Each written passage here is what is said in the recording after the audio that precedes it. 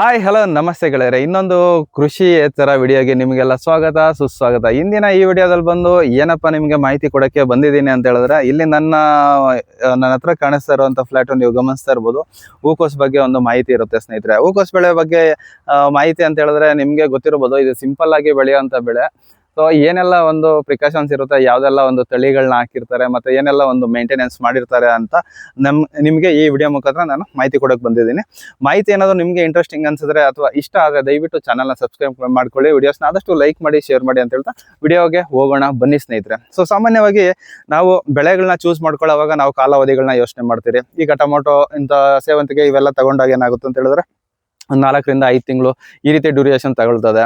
So ಇನ್ನು ಅದನ್ನ ಹೊರತುಪಡಿಸಿದ್ರೆ ನಾವು ಚಿಕ್ಕ ಪುಟ್ಟ ಬೆಳೆಗಳ ವಿಚಾರಕ್ಕೆ ಬಂದಾಗ ಚಿಲ್ಲರೆ ಬೆಳೆ ಅಂತ ಕರೀತಾರೆ ಸಾಮಾನ್ಯ ಆಡು ಭಾಷೆನಲ್ಲಿ. ಚಿಲ್ಲರೆ ಬೆಳೆ ಅಂತ ಹೇಳಿದ್ರೆ ಇದೆ ಸ್ನೇಹಿತರೆ, ಈ ತರದೊಂದು ಬೆಳೆಗಳು. ಏನಪ್ಪಾ ಅಂತ ಹೇಳಿದ್ರೆ ಮುಖ್ಯವಾಗಿ ಒಂದು 2 ರಿಂದ 2.5 ತಿಂಗಳಲ್ಲಿ ಮುಗಿಯುವಂತ ಬೆಳೆ ಆಗಿರ್ತದೆ ಈ ಒಂದು ಹೂಕೋಸು ಸ್ನೇಹಿತರೆ. ಇನ್ನು ಹೂಕೋಸು ವಿಚಾರಕ್ಕೆ ಬಂದಾಗ ವಿಭಿನ್ನವಾದ ತಳಿಗಳನ್ನೆಲ್ಲ ನೀವು ಕೇಳ್ಪಟ್ಟಿರ್ತೀರಾ. ಅದರಲ್ಲಿ ಒಂದು ಫೇಮಸ್ ಆಗಿರುವಂತ ತಳಿ ಈಗ ಆಲ್ಮೋಸ್ಟ್ ರನ್ನಿಂಗ್ ಅಲ್ಲಿ ಇರ್ತದೆ. ನಾವು ಆ ತಳಿ ಬಗ್ಗೆ ನಾವು ಮಾತಾಡೋ ಅವಶ್ಯಕತೆ ಇರೋದಿಲ್ಲ. ಸೊ ಈಗ ನಾವು ಪ್ರೆಸೆಂಟ್ ಇರೋಂಥ ತಳಿ ಬಗ್ಗೆ ಮಾತಾಡೋಣ. ನೀವು ಹೂವು ಕ್ವಾಲಿಟಿ ನೋಡೋದಾದ್ರೆ ಇಲ್ಲಿ ನೀವು ಗಮನಿಸ್ಬೋದು ಬೇಕಾಗಿದ್ರೆ. ಸೊ ಯಾವ ರೀತಿಯಲ್ಲಿದೆ ಅಂತ ನೀವು ಇಲ್ಲಿ ಗಮನಿಸಿ. ಸೊ ಟಾಪ್ ನಾಚ್ ಆಗಿದೆ ಹೂವು ನೋಡೋದಾದ್ರೆ, ಗಟ್ಟಿ ನೋಡೋದಾದ್ರೆ ಈ ರೇಂಜ್ಗಿದೆ ನೋಡ್ತಿರ್ಬೋದು.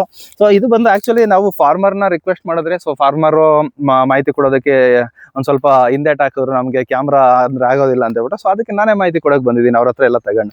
ಸೊ ಇನ್ನು ನೆಲದ ತಯಾರಿ ವಿಚಾರಕ್ಕೆ ಬಂದಾಗ ಈ ಒಂದು ಬೆಳೆಗೆ ಯಾವುದೇ ರೀತಿಯಾದ ನೆಲದ ತಯಾರಿ ಅನ್ನೋದು ಮಾಡಿರೋದಿಲ್ಲ ಸ್ನೇಹಿತರೆ. ಯಾಕಪ್ಪ ಈ ಮಾತಾಡ್ತಾ ಇದ್ದೀನಿ ಅಂತ ಹೇಳಿದ್ರೆ, ಇದಕ್ಕೆ ಹಿಂದೆ ಐಶ್ವರ್ಯ ಹೂವನ್ನ ನಾಟಿ ಮಾಡಿರ್ತಾರೆ ಈ ಬೆಡ್ಗಳಲ್ಲಿ. ಅದೇ ಬೆಡ್ಡಲ್ಲಿ ಈಗ ಈ ಒಂದು ಹೂಕೋಸನ್ನ ನಾಟಿ ಮಾಡಿರ್ತಾರೆ ಸ್ನೇಹಿತರೆ. ಇನ್ನ ಮೊದಲನೇದಾಗಿ ನೆಲದ ತಯಾರಿಗೆ ಪ್ರಮುಖ ಪಾತ್ರ ಕೊಡ್ಬೇಕಲ್ವಾ. ಸೊ ಸ್ಟಾರ್ಟಿಂಗ್ ಅಲ್ಲಿ ಅವ್ರು ಏನಂತ ಹೇಳಿದ್ರೆ ಈ ಕೊಟ್ಟಿಗೆ ಗೊಬ್ಬರ ಮತ್ತೆ ಕೋಳಿ ಗೊಬ್ಬರ ಅನ್ನೋದನ್ನ ಐಶ್ವರ್ಯಗೆ ಕೊಟ್ಟಿರ್ತಾರೆ. ಸೊ ಈ ಒಂದು ಬೆಳೆಗೆ ಯಾವುದೇ ರೀತಿಯಾದ ಕೊಟ್ಟಿಗೆ ಗೊಬ್ಬರ ಅಂತದೆಲ್ಲ ಕೊಟ್ಟಿರೋದಿಲ್ಲ. ಯಾಕಂತ ಹೇಳಿದ್ರೆ ಕೊಟ್ಟಿಗೆ ಗೊಬ್ಬರ ಕೊಟ್ಮೇಲೆ ನೀವು ಆಲ್ಮೋಸ್ಟ್ 2 ರಿಂದ 3 ಬೆಳೆ ತಗೋಬಹುದು, ನೆಲದಲ್ಲಿ ತಾಕತ್ತಿದ್ದೇ ಇರ್ತದೆ. ಅದು ಬಿಟ್ಟು ಸಾಮಾನ್ಯವಾಗಿ ನಾವು ಏನಾದ್ರು ಬೇಕು ಅಂತ ಹೇಳಿದ್ರೆ ಸ್ವಲ್ಪ ಮೂಟೆ ಗೊಬ್ಬರಗಳಾದ ಹಂಗೆ ಹಿಂಡಿ, ಬೇವಿನ ಹಿಂಡಿ ಜೊತೆಗೆ DAP ಲಘು ಪೋಷಕಾಂಶಗಳನ್ನ ನಾವು ಬಳಕೆ ಮಾಡ್ಕೋಬಹುದು. ಸೊ ಇದ್ಯಾವುದು ಈ ರೈತರು ಬಳಕೆ ಮಾಡಿರೋದಿಲ್ಲ. ಸೊ ಇನ್ನು ತಳಿ ಬಗ್ಗೆ ಮಾತಾಡಬೇಕು. ಫಸ್ಟ್ ತಳಿ ಬಗ್ಗೆ ಮಾತಾಡೋಕೆ ಬಂದಾಗ ನಿಮ್ಗೆಲ್ಲರೂ ಫೆಮಿಲಿಯರ್ ಆಗಿರುವಂತ ಒಂದು ಕಂಪ್ನಿ ಅವ್ರದ್ದು ಇದು ತಳಿ. ಅದು ಯಾವ್ದಪ್ಪ ಅಂತ ಹೇಳಿದ್ರೆ ಸಿಂಜೆಂಟಾ ಸ್ನೋ ಶೈನ್ ಅಂತ ಹೇಳ್ಬಿಟ್ಟು ಸ್ನೇಹಿತರೆ. ಇನ್ನು ಈ ಬೆಳೆದು ಕಾಲಾವಧಿ ನಿಮ್ಗೆ ಆಲ್ರೆಡಿ ನಾನು ಹೇಳ್ಬಿಟ್ಟಿದ್ದೀನಿ, 2 ರಿಂದ 2.5 ತಿಂಗಳಿಗೆ ಮುಗಿದೋಗುತ್ತೆ. ಮುಖ್ಯವಾಗಿ ಏನಂತ ಹೇಳಿದ್ರೆ ಈಗ ನೀವು ಇಲ್ಲಿ ಗಮನಿಸ್ತಾ ಇರೋದು 2 ತಿಂಗಳ ಬೆಳೆ ಆಗಿರ್ತದೆ ಸ್ನೇಹಿತರೆ. ಎಷ್ಟು ಅಂದ್ರೆ ಸ್ವಲ್ಪ ಅರ್ಲಿಯಾಗೆ ಕ್ರಾಪ್ ಅನ್ನೋದು ಬಂದ್ಬಿಟ್ಟಿದೆ ಸ್ನೇಹಿತರೆ. ಈಗ ಈ ಹೂವು ಎಲ್ಲ ಇನ್ನು ಹೊಡೆಯೋದಕ್ಕೆ ಸ್ಟಾರ್ಟ್ ಮಾಡಿದ್ರೆ ಒಂದೇ ಒಂದು ತಿಂಗಳಂತಿನೇ, ಒಂದು ವಾರದಲ್ಲಿ ಆಲ್ಮೋಸ್ಟ್ 1 ವಾರ 10 ದಿನದಲ್ಲಿ ಎಲ್ಲ ಕಂಪ್ಲೀಟ್ ಆಗೋಗ್ತದೆ. ಆ ಲೆಕ್ಕಾಚಾರ ತಗೊಳ್ಳೋದ್ರೆ 2 ತಿಂಗಳು 10 ದಿನ ಸ್ನೇಹಿತರೆ, ಬರೀ 70 ದಿನಕ್ಕೆ ಬೆಳೆ ಕಂಪ್ಲೀಟ್ ಆಗುತ್ತೆ. ಇದೊಂದು ವಿಚಾರ ಆಯ್ತು. ನೆಲದ ತಯಾರಿದು ನಾನು ಹೇಳ್ಬಿಟ್ಟಿದ್ದೀನಿ. ಇನ್ನೊಂದು ಏನಂತ ಹೇಳಿದ್ರೆ ಇದಕ್ಕೆ ಒಂದು 20 ರಿಂದ 25 ದಿನದ ಟೈಮಲ್ಲಿ ರೈತರು ಏನ್ ಮಾಡಿದ್ದಾರೆ, 20 ಗೊಬ್ಬರ ಏನಿದೆ ಮೂಟೆ ಗೊಬ್ಬರ ಈ ಒಂದು 1 ಎಕರೆ ವಿಸ್ತೀರ್ಣಕ್ಕೆ 2 ಮೂಟೆ ಅಷ್ಟು ಬಳಕೆ ಮಾಡಿರ್ತಾರೆ. ಅದನ್ನ ಬಿಟ್ರೆ ಇನ್ನ ಡ್ರಿಪ್ ಗೊಬ್ಬರ ಒಂದ್ಸಲಿ ಅಂದ್ರೆ ಮೊಗ್ಗು ಇನ್ನೇನು ಸ್ಟಾರ್ಟ್ ಆಗೋ ಅಂತ ಸ್ಟೇಜ್ ಅಲ್ಲಿ ಮಾತ್ರ 13045 ಅನ್ನೋ ಗೊಬ್ಬರನ ಕೊಟ್ಟಿರ್ತಾರೆ ಸ್ನೇಹಿತರೆ. ಇವೆರಡು ಗೊಬ್ಬರ ಬಿಟ್ರೆ ಇನ್ಯಾವುದೇ ರೀತಿಯಾದ ಗೊಬ್ಬರ ಇದಕ್ಕೆ ಕೊಟ್ಟಿರೋದಿಲ್ಲ. ಇದೊಂದು ವಿಚಾರ ಆಯ್ತು. ಈಗ ಈ ಒಂದು ವಿಸ್ತೀರ್ಣಕ್ಕೆ ಎಷ್ಟಪ್ಪ ಸಸಿ ನಾಟಿ ಮಾಡಿದಾರೆ ಅಂತ ನೀವು ಕೇಳ್ಬೋದು. ಈಗ 1 ಎಕರೆ ವಿಸ್ತೀರ್ಣಕ್ಕೆ ಸಾಮಾನ್ಯವಾಗಿ ತಗೊಳ್ಳೋದಾದ್ರೆ ಒಬ್ಬೊಬ್ರು ರೈತರು ಒಂದೊಂದು ರೀತಿಯಲ್ಲಿ ನಾಟಿ ಮಾಡ್ಕೊಳ್ತಾರೆ. ಕೆಲವೊಬ್ರು ಬೆಡ್ ಹತ್ರ ಇರುತ್ತೆ, ಕೆಲವೊಬ್ಬರದು ದೂರ ಇರುತ್ತೆ. ಜೊತೆಗೆ ಇನ್ನೊಂದು ಏನಂತ ಹೇಳಿದ್ರೆ ಇದು ಸಸಿಯಿಂದ ಸಸಿಗೆ ಕೊಡೋ ಅಂತರಗಳು ಕಡಿಮೆ ಮಾಡಿರ್ತಾರೆ. ಸೊ ಈ ಎಲ್ಲಾ ವಿಚಾರಗಳ ಲೆಕ್ಕಾಚಾರಕ್ಕೆ ತಗೊಂಡ್ರೆ 1 ಎಕರೆ ವಿಸ್ತೀರ್ಣಕ್ಕೆ ಸರಿಸುಮಾರು ಒಂದು 14,000 ರಿಂದ 16,000 ರೂಪಾಯಿ 16,000 ಸಸಿನ ನಾವು ಕುಳಿಸ್ಕೊಬಹುದು ಸ್ನೇಹಿತರೆ.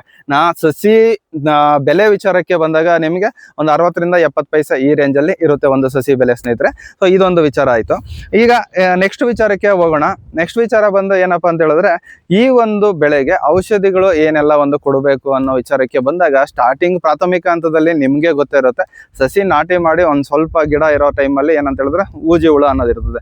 ಆ ಊಜಿ ಹುಳ ಕಾಂಡದ ಹತ್ರ ಕಡಿದ್ರೆ ಇದು ಗಿಡ ಪೂರ್ತಿ ಒಣಗೋಗುತ್ತೆ, ಎಲೆ ಹತ್ರ ಕಚ್ಚಿದ್ರೆ ಎಲೆ ಮಾತ್ರ ಒಣಗೋಗುತ್ತೆ. ಸೊ ಅದೊಂದು ಗಮನದಲ್ಲಿ ಇಟ್ಕೊಬೇಕು. ಅದಾದ್ಮೇಲೆ ನಮಗೆ ಏನಿದೆ ಈ ಒಳಗಡೆ ಚಿಗುರು ಏನಿರ್ತದೆ, ಈ ಚಿಗುರಲ್ಲಿ ಏನಂತ ಹೇಳಿದ್ರೆ ವೈಟ್ ಫ್ಲೇ ಆಗ್ಲಿ, ಹಸಿರು ಸೊಳ್ಳೆಗಳಾಗ್ಲಿ ಇಂಥವೆಲ್ಲ ತುಂಬ್ಕೊಂಡಿರ್ತಾವೆ. ಅದೆಲ್ಲ ತುಂಬ್ಕೊಂಡಾಗ ಏನಾಗುತ್ತೆ ಒಳಗಡೆ ಎಲ್ಲ ರಸ ಈರ್ಬಿಟ್ರೆ ಒಳಗಡೆ ಕ್ವಾಲಿಟಿ ಅನ್ನೋದು ಅಷ್ಟೊಂದು ಚೆನ್ನಾಗಿ ಕಾಣಿಸೋದಿಲ್ಲ ಸ್ನೇಹಿತರೆ. ಸೊ ಅದನ್ನ ಕಂಟ್ರೋಲ್ ಇಟ್ಕೊಬೇಕು. ಇದನ್ನ ಹೊರತುಪಡಿಸಿ ಇನ್ನು ಸಾಮಾನ್ಯವಾಗಿ ಕೋಲ್ಡ್ ಕ್ಲೈಮೇಟ್ ಅಲ್ಲಿ ಮತ್ತೆ ಬೇಸಿಗೆದಲ್ಲಿ ಹುಳುಗಳು ಅಷ್ಟೊಂದಾಗಿ ಏನು ಹೆವಿಯಾಗಿ ಬೀಳೋದಿಲ್ಲ. ಬಟ್ ಆದ್ರೂ ನಮ್ಮ ಸೇಫ್ಟಿಗೆ ನಾವು ನೋಡ್ಕೊಬೇಕು. ಮತ್ತೆ DBM ಅಂತ ಕರೀತಾರೆ. ಏನಪ್ಪಾ ಅಂತ ಹೇಳಿದ್ರೆ ಸಣ್ಣ ಸಣ್ಣ ನಿಮ್ಗೆ ಹಸಿರು ಹುಳ ಇಂಥವೆಲ್ಲ ಬರ್ತದಲ್ಲ, ಸೊ ಆ ಒಂದು ಕೀಟಗಳ ತೊಂದರೆ ನಿಮಗೆ ಸರ್ವೇ ಸಾಮಾನ್ಯ ಈ ಒಂದು ಬೆಳೆನಲ್ಲಿ. ಇನ್ನ ಮುಖ್ಯವಾದ ವಿಚಾರ ಅಂತ ಹೇಳಿದ್ರೆ ಸ್ಪ್ರೇಗಳ ವಿಚಾರಕ್ಕೆ ಬಂದಾಗ ಹಿಂದಿನ ಟೈಮ್ಗಳಲ್ಲಿ ಬಂದು ಒಂದ್ ಸ್ವಲ್ಪ ಕೆಮಿಕಲ್ಸ್ ಬಂದು ಸ್ವಲ್ಪ ಮೀಡಿಯಂ ಆಗಿ ಇರ್ತಾ ಇತ್ತು, ಅಷ್ಟೊಂದು ಎಫೆಕ್ಟಿವ್ ಆಗಿರ್ತಾ ಸ್ಪ್ರೇಸ್ ಒಂದ್ ಸ್ವಲ್ಪ ಎಕ್ಸ್ಟ್ರಾ ಎಲ್ಲ ಮಾಡ್ತಿದ್ರು. ಈಗೆಲ್ಲ ವಿಚಾರಕ್ಕೆ ಬಂದಾಗ ಈ ಒಂದು ತಳಿ ಈ ಒಂದು ಬೆಳೆಗಳಿಗೆಲ್ಲ ಬಂದು ಒಂದು 3 ರಿಂದ 4 ಸ್ಪ್ರೇ ಮುಗಿಸೋ 3 ರಿಂದ 4 ಸ್ಪ್ರೇದಲ್ಲಿ ಬೆಳೆ ಅನ್ನೋದೇ ಕಂಪ್ಲೀಟ್ ಆಗುತ್ತೆ ಸ್ನೇಹಿತರೆ. ಸ್ಟಾರ್ಟಿಂಗ್ ಅಲ್ಲಿ ಬಂದು ನಿಮ್ಗೆ ಗೊತ್ತಲ್ವಾ, ಊಜಿಗೆ ಒಂದು ಸ್ವಲ್ಪ ನೋಡ್ಕೋಬೇಕು, ಡ್ರಿಂಚಿಂಗ್ ಅದೇನಾದ್ರು ಕೊಡಬೇಕು. ನೆಕ್ಸ್ಟ್ ಬಂದು ಸೊಳ್ಳೆಗಳಿಗೆ ಅಥವಾ ಏನಾದ್ರು ನಿಮ್ಗೆ ವಾತಾವರಣದಲ್ಲಿ ಕೋಲ್ಡ್ ಗಿಲ್ಡ್ ಇದೆ ಅಂತ ಹೇಳಿದ್ರೆ ಒಂದು ಫಂಗಿಸೈಡ್. ಅದಾದ ನಂತರ ಇನ್ನ ಉಳಕ್ಕೆ ಅದಕ್ಕೇನಾದ್ರು ಬಂದಾಗ ಎಕ್ಸ್ಪೋನಸ್ ಒನ್ ಟೈಮು, ಮತ್ತೆ ಬ್ರೋಫ್ರಿಯಾ ಅಂತ ಒಂದು ಬರುತ್ತೆ. ಸೊ ಇಷ್ಟು ಮಾತ್ರ ಸ್ಪ್ರೇ ಮಾಡ್ಕೊಂಡ್ರೆ ಈ ಬೆಳೆ ಮುಗ್ದಂಗೆನೆ. ಇನ್ನು ಮಾರ್ಕೆಟಿಂಗ್ ವಿಚಾರಕ್ಕೆ ಬಂದಾಗ ಕಂಪ್ನಿಗಳಿಗೆ ಹೋದ್ರೆ ಕಂಪ್ನಿಗಳಲ್ಲಿ ಬಂದು ಏನಂತ ಹೇಳಿದ್ರೆ ಒಂದೊಂದು ಹೂವು ಏನೇನು ಬೆಲೆ ಅಂತ, ಒಂದು ಹೂವಿಗೆ ಇಷ್ಟು ಬೆಲೆ ಅಂತ ಇರ್ತದೆ. ಈಗ ಎಕ್ಸಾಂಪಲ್ ಇವಾಗ ಪ್ರೆಸೆಂಟ್ ರೇಟ್ ನಡೀತಾ ಇರೋದು ನೋಡಿದ್ರೆ ಒಂದು 10 ರಿಂದ 12 ರೂಪಾಯಿವರೆಗೂ ನಡೀತಾ ಇರ್ಬೋದು.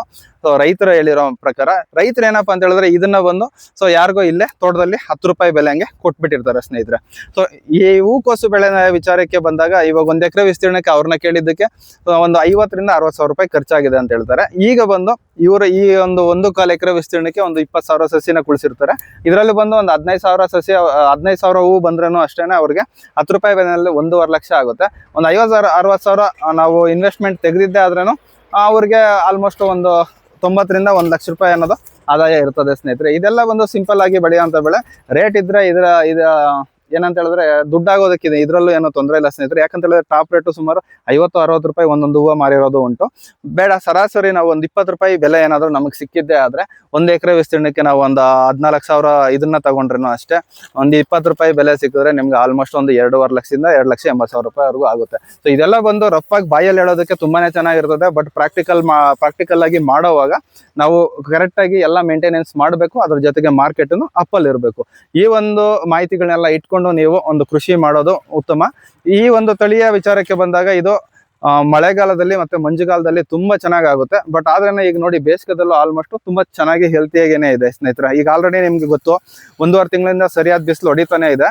ಸೊ ಆ ಟೈಮಲ್ಲೂ ಬೇಸಿಗೆದಲ್ಲೂ ತುಂಬಾ ಚೆನ್ನಾಗಿ ಬಂದಿದೆ. ಕಂಪ್ನಿಯವರು ಇದು ಪರ್ಟಿಕ್ಯುಲರ್ ಆಗಿ ಮಳೆಗಾಲ ಮತ್ತೆ ಚಳಿಗಾಲಕ್ಕೆ ಅಂತ ಬಿಟ್ಟಿರ್ತಾರೆ. ಬಟ್ ಎಲ್ಲ ಥ್ರೂ ಔಟ್ ಇಯರ್ ಬೆಳೆಯೋ ತರ ಕಾಣಿಸ್ತಾ ಇದೆ ಸ್ನೇಹಿತರೆ. ಈ ಎಲ್ಲ ಲಕ್ಷಣಗಳು ಇದೆ.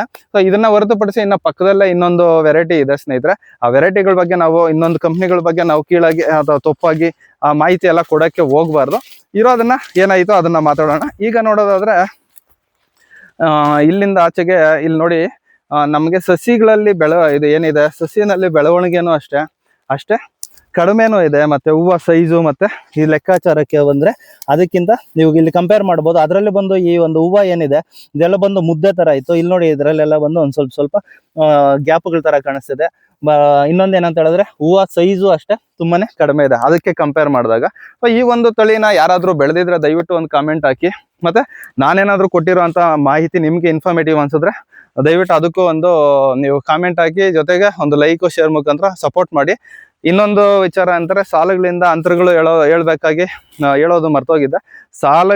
ಸಾಲುಗಳಿಗೆ ಅಂತರ ನೋಡೋದಾದ್ರೆ ಹೂಕೋಸು ಬೆಳೆಗಳಿಗೆ ಕೆಲವೊಬ್ರು 3 ಅಡಿಗೆ ಇಡ್ತಾರೆ, ಕೆಲವೊಬ್ರು 3.5, ಕೆಲವೊಬ್ರು 4 ಅಡಿಗೆ ಇಡ್ತಾರೆ. ಸೊ ಈ ಒಂದು ರೈತರ ಒಂದು ಅಂತರ ನೋಡೋದಾದ್ರೆ 4 ಅಡಿ ಇದೆ. ಸಸಿಯಿಂದ ಸಸಿಗೆ ಅಂತರ ನೋಡೋದಾದ್ರೆ 1.25 ಅಡಿವರೆಗೂ ಕೊಟ್ಟಿರ್ತಾರೆ ಸ್ನೇಹಿತರೆ. ಇದು ಒಂದು ಡಬಲ್ ರೋ ಅನ್ನೋದನ್ನ ನಾಟಿ ಮಾಡಿರ್ತಾರೆ. ನಾವು ಪೈಪ್ ವಿಚಾರಕ್ಕೆ ಬಂದಾಗ ಡ್ರಿಪ್ ಪೈಪ್ ಬಂದು ಸಿಂಗಲ್ ನ್ಯಾಟ್ರಲ್ಲೇ ಎಳೆದಿರ್ತಾರೆ. ಅದು ಬಂದು 1 ಅಡಿಗೆ ಇರುವಂತ ಒಂದು ಫಿಲ್ಟರ್ 1 ಅಡಿಗೆ ಇರುವಂತದ್ದು ಇದಾಗಿರ್ತದೆ ಸ್ನೇಹಿತರೆ. ಸೊ ಇದಾಗಿತ್ತು ಒಂದು ಹೂಕೋಸು ಬೆಳೆಯ ಮಾಹಿತಿ. ಹೋಪ್ ಎಲ್ಲರಿಗೂ ಈ ಮಾಹಿತಿ ಇಷ್ಟ ಆಗಿದೆ ಅನ್ಕೊಂತೀನಿ. ಸೊ ಎಲ್ಲರಿಗೂ ಯಾರೆಲ್ಲ ಈ ವಿಡಿಯೋ ನೋಡಿದ್ದೀರಾ ಅವ್ರಿಗೆ ನನಗೆ ನನ್ನ ಕಡೆಯಿಂದ ತುಂಬ ಹೃದಯ ಧನ್ಯವಾದಗಳು ಅಂತ ಹೇಳ್ತಾ ಟೇಕ್ ಕೇರ್, ಬೈ.